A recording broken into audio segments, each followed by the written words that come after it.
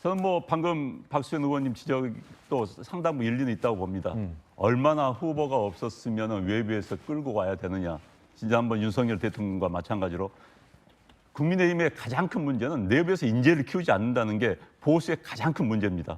인재를 키우지 않고 자꾸 때만 되면 외부에서 수혜를 하려고 그래요. 그게 이제 가장 큰 문제인데 저는 그 차원을 넘어서 지금 이 순간 대한민국의 가장 큰 문제는 이 위기를 기회로 승화시키는 겁니다. 그 기회란 뭐냐?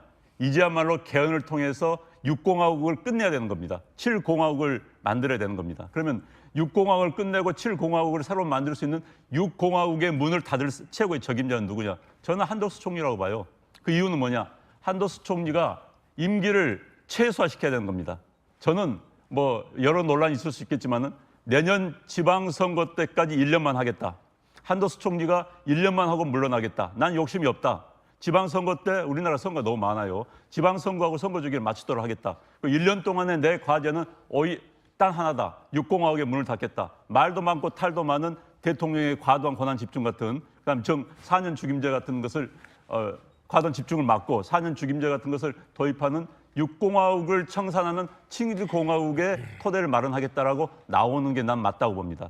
그리고 통상 문제에 관한 현재 우리 한국을 가장 움츠리게 만드는 게 트럼프의 통상 정책 아니겠습니까? 그럼 적임자일 수 있다고 보시는군요. 그럼요. 현재 통상 문제에 관한 통상교섭본부장 주미 대사를 했습니다. 총리했습니다. 그렇기 때문에 이 문제에 관한 최고의 전문가로 볼 수 있죠. 통상 문제에 1년 동안 점임하겠다.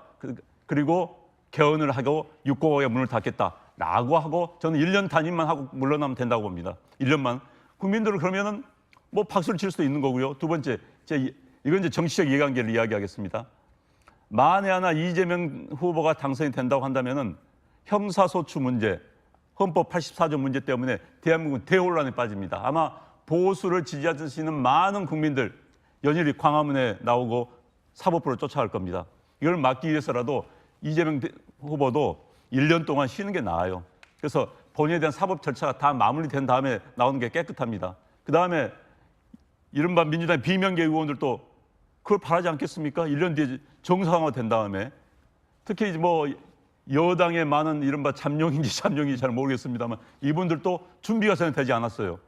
준비 1년 후에 준비하고 나온 게 맞습니다. 저는 모두의 이해관계에 맞다.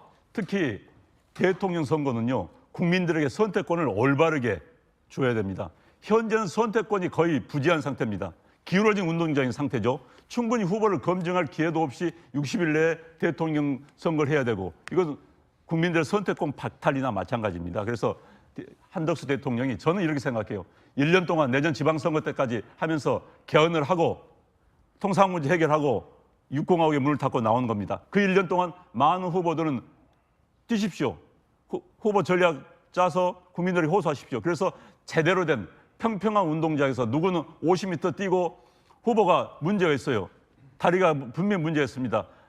본선에 나가서 전 세계를 상대로 한 올림픽에 나가면 메달 안에 들어갈 수 없는 후보가 50m 앞에 있다 해가지고 우승할 수는 없는 거 아니겠습니까? 그래서 평평한 균형 잡힌 운동장을 만들어주기 위해서라도 한덕수 후보가 1년 임기로 후보에 나오는 것이 모두를 위해서 행복한 일이다라고 생각을 합니다. 네.